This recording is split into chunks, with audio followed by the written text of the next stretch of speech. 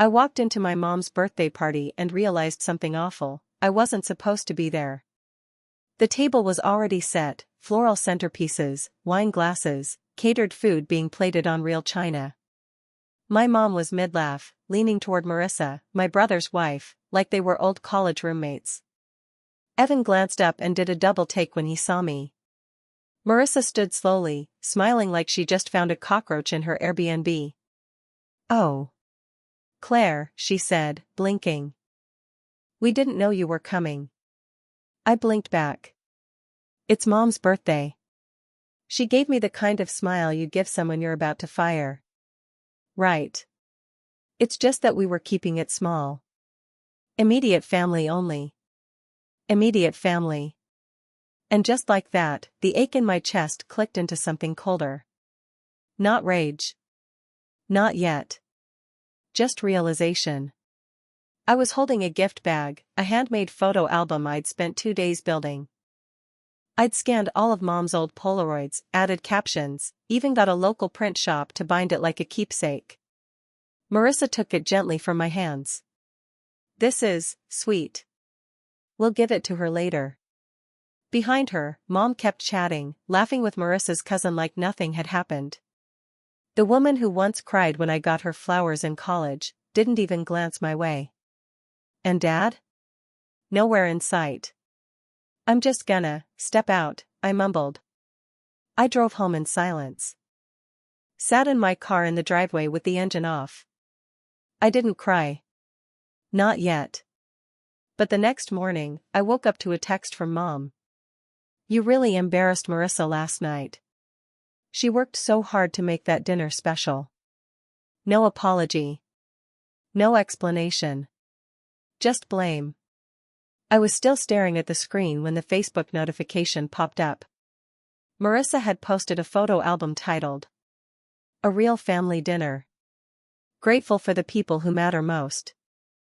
The first picture was my mom clinking glasses with Marissa. The second was Evan lighting the birthday candles while Marissa beamed beside him. The third? My gift. Still wrapped, sitting on the entry table like a forgotten grocery bag. That was the first time I felt it. Not just sadness, replacement. Like I had been quietly edited out of my own life. And if you think it stopped there, you don't know Marissa. The next week, I lost my job. 6 years of project management at a nonprofit, and I was let go in a round of budget cuts. I didn't tell anyone right away, not even my friends. But a few days later, I drove to my parents' house. I wasn't looking for a handout. I just wanted to sit with someone who knew me. But when I walked in, there she was. Again. Marissa. At the kitchen table. Sipping wine with my mom like they were filming an episode of Mother-in-Law Makeover. "Oh," she said, glancing at me. "Did you need something?" I hesitated. "I lost my job." Mom finally looked up. "Oh, honey. That's too bad." Marissa tilted her head. "Maybe it's a sign. You've always said you wanted to write." "Not write unemployed," I said, trying to keep my voice even.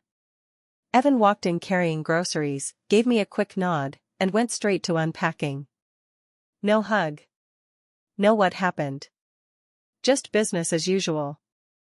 Mom was still eyeing the fabric swatches in front of her. And then she said it. "You know, Claire, maybe this is a good time to reevaluate. You've been a little directionless lately." That word didn't just sting. It branded me. Directionless.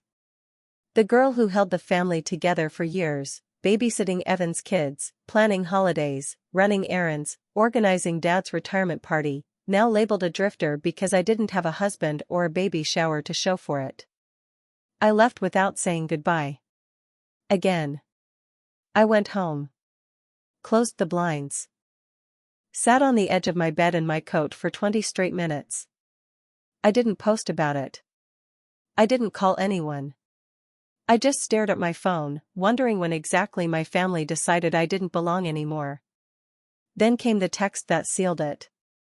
From Marissa, "Hey. Just a heads up, we're coordinating the family Christmas photos this year. Doing a winter white theme. We're trying to keep it clean, so maybe you sit this one out. We'll just do the core family. The core family. I wasn't even mad anymore. I was numb. Like I had finally stopped struggling against the current and realized I'd been swimming alone the whole time. They weren't ignoring me. They weren't forgetting. They were editing. Actively. Systematically. And my parents, the people who once called me their rock, were letting it happen. I scrolled back through old photos. I saw pictures I'd taken of Evan's kids, of birthday cakes I baked, of old holiday dinners where I played photographer and dishwasher. In all of them, I was behind the camera. Invisible. Then I noticed something else. The more recent the photos got, the less I appeared.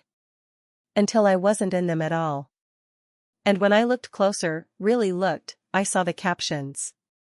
Family is everything. Couldn't do life without these people. Grateful for my tribe. And not once was I tagged. That was the moment something shifted. I didn't cry. I didn't scream. I just sat back, locked my phone, and stared at the ceiling. If they wanted a new family so badly, if they were so eager to write me out, they were about to find out what it really costs to erase someone like me. Because I wasn't gone. Not by a long shot. I started with the calendar.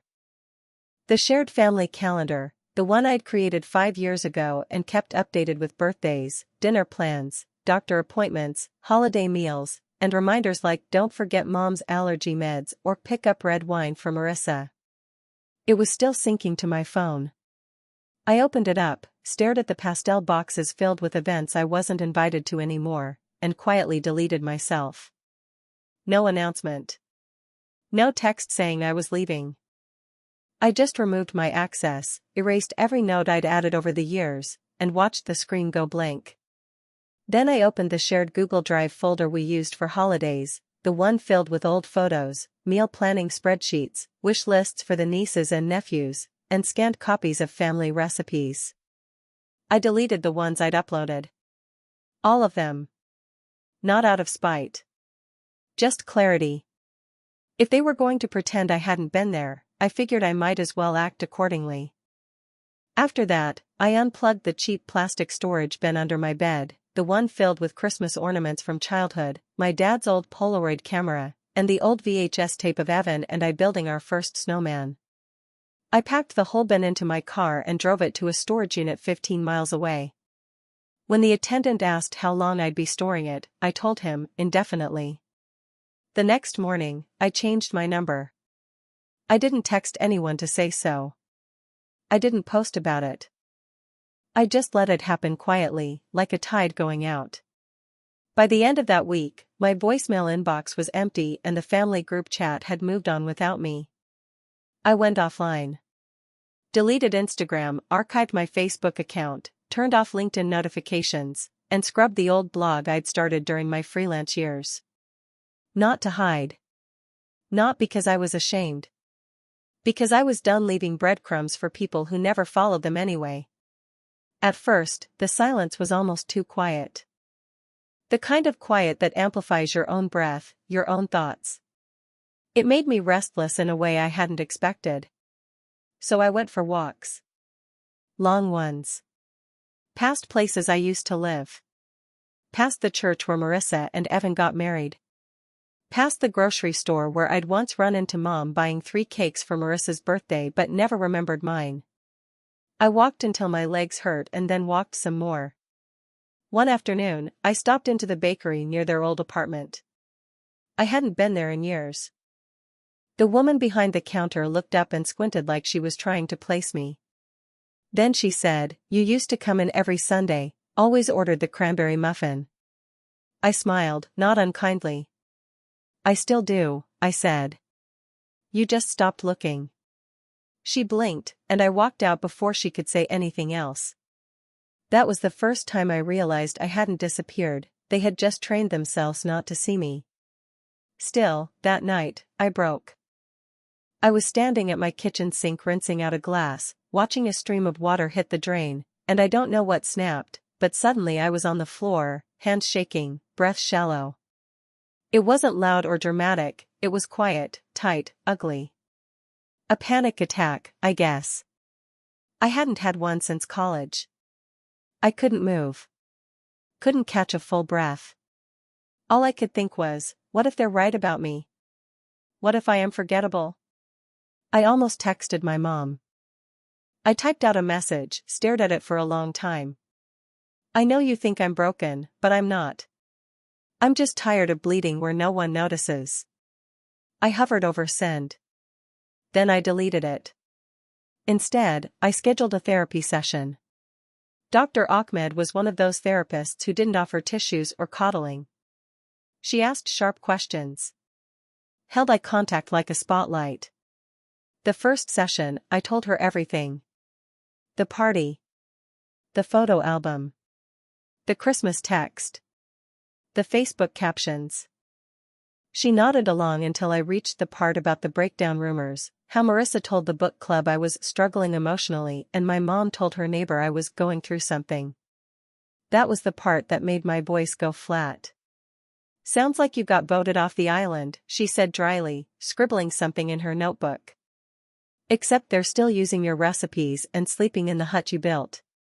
I laughed too hard at that. It startled me. The sound came out sharp, almost manic, and I think even she noticed. Claire, she said slowly, tapping her pen. What happens if they never apologize? I looked at her, surprised. What? What if they never come around? Never acknowledge it. Never offer a single word of remorse. What would you do then? I sat there for a moment, gripping the edge of the chair. I'd stop waiting, I said finally. That's the first thing you've said that sounds like freedom. That night, I started logging things. Not out of spite. Not for evidence. At least not at first. But every time I saw Marissa post a quote I'd once written on my Pinterest board, I took a screenshot. Every time she used a color palette I'd created.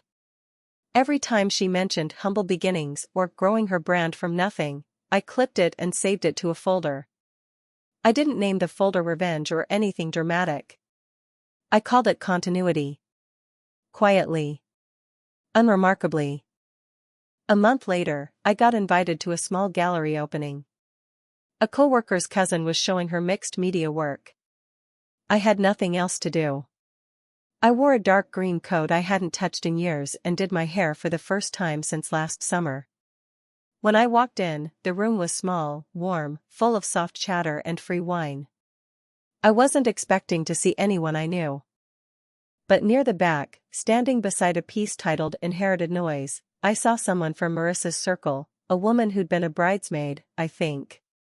She stared at me, brows lifted. Claire? I nodded slowly. Oh my God, she said, her voice half wonder, half confession. You look amazing. I sipped my wine. It's the lighting. She laughed, too loud. Marissa said you moved. I did, I said. Not very far. Are you doing okay? I didn't answer that part. I just smiled. She walked away looking like she'd seen a ghost. A well-dressed one. The next day, Evan texted me. The first text I'd received from anyone in the family in 4 months. Hey, Mom's asking if you're coming to Dad's birthday next month. Let me know. No apology. No acknowledgement. Just casual reinsertion, like I'd been on a vacation and they were wondering if I still had the house key. I didn't respond. Instead, I bought a new planner. One with no shared access. I started mapping out what I wanted the next 6 months to look like. Not in terms of revenge, not yet. Just life. Real life. Mine. But I kept logging things. Marissa's business was growing. She launched a course. Started a podcast. Evan showed up on LinkedIn more and more, writing think pieces about supporting strong women in business. My mom shared every post. My dad reshared them. The captions all sounded like they'd been scrubbed clean by someone trying very hard to be the kind of family that lives in an ad. But I noticed the cracks. The quote Marissa used on her course homepage was from a book I recommended 3 years ago, the same quote I used in my old freelance pitch decks. The background photo of her workspace was taken in my parents' kitchen, my old mug in the corner of the frame. Her early clients were people from my old contact list, including a woman I once helped through a brand refresh for free. And the podcast intro? She used a song I once composed on a keyboard in my apartment. I recognized the melody. It was altered. But it was mine. She hadn't just replaced me. She was performing me. And everyone applauded. But I didn't say a word. I wasn't interested in tearing her down. I was building something. Quietly. One folder at a time. Because they hadn't just erased me. They had copied me. And one day, very soon, I was going to show them what happens when the original stops staying quiet. It started with a disappearance that wasn't announced, only noticed. Marissa's podcast vanished overnight. The whole thing. Not just an episode pulled down for editing or a week's delay, but the actual channel, gone. No pinned post. No explanation. No archived content. Just a blank page and a URL that redirected to a 404 screen. I didn't say a word. I didn't need to. But when I opened Instagram that same morning, I noticed she had posted a story, a single slide, white text on a black background. Sometimes you grow in silence. Sometimes you protect what you love. The comments were off. That alone might have passed as one of her usual dramatic pivots, except something else was off. Evan's latest LinkedIn post, a dry, tone-deaf thread on handling backlash gracefully, was sitting there without a single like from Marissa. No "so proud of you, babe." No clapping emojis. Just him, monologuing into silence. I scrolled back up and looked again. Still nothing. Just a polite comment from a client and one awkward like from a second cousin. It was the first post of his in 2 years that she didn't boost. Maybe a glitch. Or maybe the beginning of the quiet part, the part where people don't agree behind closed doors and forget to perform in public. A day later, I received a call from an unfamiliar number. I almost didn't answer. Most of the numbers I didn't recognize were spam or old ghosts, but something told me to pick up. The voice on the other end was smooth, professional, clipped in the way journalists get when they're trying to act like they don't already know the answer to the question they're about to ask. "Hi, is this Claire Bennett?" I waited half a second. "It is. My name is Justine. I'm with Interiors and Influence. We ran a feature last month on Marissa Bennett's brand launch. I'm reaching out because we received a submission. Well, actually a flag. Suggesting the creative direction used in Marissa's campaign may have drawn heavily from previous work associated with your name." I didn't react. I didn't rush to respond. I just let her keep talking. Specifically, someone pointed out overlapping design elements, color theory rationale, even language from an old portfolio site you used to maintain. There's also metadata linking the early uploads on Marissa's brand site to a former IP address of yours. I breathed through my nose. That's interesting. I'm just trying to verify, were you a silent collaborator? Or was this work used without permission? I wasn't involved, I said, simply. But that doesn't mean I don't remember every asset I ever made. She paused. That's helpful, thank you. I ended the call and placed my phone face down on the kitchen counter. I didn't smile. I didn't feel joy. I just stood there and stared at the grout line in my tile, thinking about how many times I'd watched her paste pieces of my life into her own puzzle. If someone else was finally noticing, that wasn't on me. I hadn't submitted anything. I hadn't made the folder public. But I knew where the metadata lived. I knew who else had access to it. And I wasn't the only one she'd ever stepped on. By the time the newsletter retracted the article, the murmurs had already begun. A mid-size Reddit thread popped up under a branding subchannel, Copycat? These portfolios look way too similar. There were screenshots. Side-by-sides. Reverse image searches. I didn't participate. But I saw my own fonts, the ones I'd sourced in 2017 from a niche creator, now sitting on her brand mockups.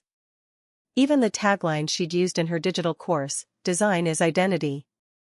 Identity is power," had been lifted from an old slide deck I'd used in a 2019 webinar.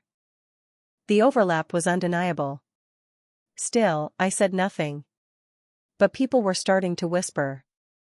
I could see the social media shifts more clearly now. A brand that used to post 5 times a week now sat frozen. The homepage for her site still worked, but the link to testimonials redirected to a blank page. I remembered that page. I had written half the client bios for her when she first started and begged me for help.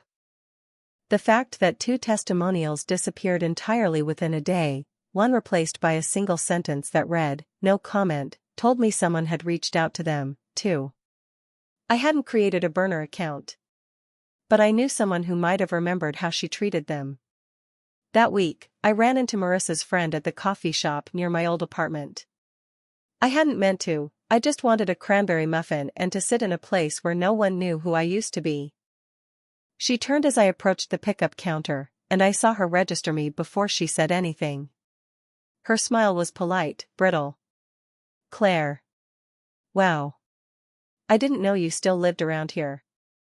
"I don't," I said. "Just visiting." She hesitated. "Have you, seen any of the stuff going around?" I tilted my head, feigning confusion. "What stuff?" She bit her lip, looking uncomfortable. "There's just been talk. A couple of her clients backed out. The site's locked. And Evan, well, he's been really defensive on Slack." I sipped my coffee. "That's unfortunate. She says it's just trolls. That it'll blow over." "Maybe it will," I said, standing. "Some things do." Her eyes followed me out the door. Later that evening, I received a voicemail from my mother. Her voice was tight, wobbly in a way I hadn't heard in years, not since Evan's first DUI in college when she begged me not to tell Dad. "Claire. I don't know what you're trying to prove with all this. Marissa's been crying. Evan hasn't slept. They're under a lot of pressure right now. This has gone too far. If you're doing something, please, just come home. We can talk." She didn't ask how I was. She didn't ask why I'd vanished in the first place. She didn't ask if I was okay. She just wanted the show back on the road. But the thing is, it wasn't me doing this. Not directly. I hadn't submitted the complaint to the newsletter. But I had archived everything. I hadn't emailed her clients. But I had screenshotted every piece of reused copy she ever touched. I didn't forward the Reddit post, but I knew where my old pitch deck had been uploaded, and I hadn't taken it down. So no, I wasn't doing something. I had just stopped covering for her. And when I stopped, everything else started. That weekend, I walked through a small design expo downtown. I didn't expect to see anyone I knew, but I wore a long navy coat and a neat ponytail, something that made me feel steady, solid, finished. Halfway through the first aisle, I spotted Evan. He was hunched over a booth, jaw tight, shoulders forward like someone bracing for a blow that never came. Marissa wasn't beside him. He looked up, and for a second, just one breath of a second, he looked like a man who realized the ground under him wasn't as solid as he thought. He didn't speak. Neither did I. And still, the message passed between us, clean and sharp. You built your future on borrowed scaffolding. And it's starting to collapse. 3 days later, I saw her. I had just finished a late grocery run, something small, frozen dumplings and ginger ale, and as I loaded my bag into the back seat, I saw the SUV. Parked across from my building, lights off. Marissa. Sitting in the front seat. Wearing a hoodie I'd seen her in a dozen times, not expensive, just familiar. Her hands were gripped on the steering wheel. She wasn't looking at me when I saw her. But when I turned and locked eyes with her through the windshield, she froze. For a second, we just stared. And I expected something. Anger. A shout. A plea. Instead, what I saw on her face was worse. It was fear. Not the kind that makes people run, the kind that makes them understand the rules have changed. That the person they once counted on to stay quiet isn't playing dead anymore. My pulse didn't spike. My hands didn't shake. I just stood there, calm, steady, present, the person I used to be before they decided I didn't matter. I didn't wave. I didn't smile. I just let her look. And for the first time in a year, she looked small. She looked like she finally realized the performance was over. And I wasn't the ghost anymore. I was the audience. And I'd been watching the whole time. The morning the memo leaked, I got it 3 times in under 2 hours, forwarded from old contacts, industry peers I hadn't heard from in ages, people who hadn't spoken to me since before the last family Christmas I was invited to. Each email had the same subject line, "Thought you'd want to see this." No explanation. No commentary. Just a link and the quiet weight of overdue recognition. The document was internal, meant for executive eyes only, a Brandwell Consulting investigation report on creative fraud and client risk exposure. It laid out everything with surgical precision, overlapping brand templates, recycled identity frameworks, plagiarized copy decks, even metadata tracing original uploads back to a now-deleted Squarespace account tied to my name. It was professional. Brutal. And undeniable. What mattered most wasn't what it said, it was where it landed. Someone inside Marissa's biggest client had shared it with the board. Another had sent it to their legal counsel. The damage was quiet at first, a slow drip of cold emails and pulled collaborations. Then, around noon, her Twitter went dark. At 5, her Squarespace redirected to a blank holding page. By midnight, her name was scrubbed from the design firm's directory. Her studio email bounced back with a boilerplate address not found. No post. No statement. Just deletion. I wish I could say I felt triumph. I didn't. After I read the memo the 3rd time, I closed my laptop and sat in my car, parked behind the grocery store, engine off, no music, no movement. I stared at the steering wheel for 10 minutes. Hands shaking. Not from guilt. Not even from adrenaline. From something deeper. From release. The way your body knows you've been holding tension in places you didn't even realize were clenched. My teeth. My ribs. My spine. It was like I'd been carrying her name on mine for so long, I forgot what it felt like to only carry myself. That night, I couldn't sleep. I wasn't restless. I wasn't anxious. I just couldn't stop breathing deeper than I had in years. The air finally felt like it belonged to me again. For the first time since she joined our family, I had my name back. The full unraveling happened fast after that. 2 testimonials vanished from her press kit within 24 hours, one of them replaced with a single line in lowercase, no comment. A client tagged her in a post calling for greater transparency in creative licensing, which in our world is as close to a public crucifixion as you can get without actual legal filings. I didn't leak the memo. I didn't flag her portfolio. I didn't send the folder directly. But I built it. I built it with care, with detail, with receipts. And I uploaded it to the right places. Quietly. Precisely. I adjusted the visibility settings on a few critical documents and waited. The truth does the work if you give it the room. Evan found me 2 days later, at the post office, of all places. I had just finished mailing a birthday package to a college friend when I heard my name. I turned and there he was, older, a little more weathered, standing stiff in khakis and a navy vest that looked like it hadn't been washed in weeks. Claire, he said, like it cost him something. I blinked once. Evan. He looked tired, not hungover, not sad. Just dulled. Like someone who was finally realizing his version of the story wasn't lining up anymore. She's not sleeping, he said quickly. She's barely eating. You did something. I tilted my head. You think this was me? He hesitated, then muttered, You're the only one who could have known where all that came from. That's interesting, I said, turning to leave. But he stepped in front of me. Is it true? He asked, voice cracking slightly. Did she steal all that? Was it yours? You really don't know? I asked. You lived in the same house as me for 20 years. You watched me build those decks, design those pitch slides, pull all-nighters while you two were on vacation. And you never once asked how it ended up on her site? She said you gave it to her. That you collaborated. She said a lot of things, I replied. Like how I was unstable. Like how I was selfish.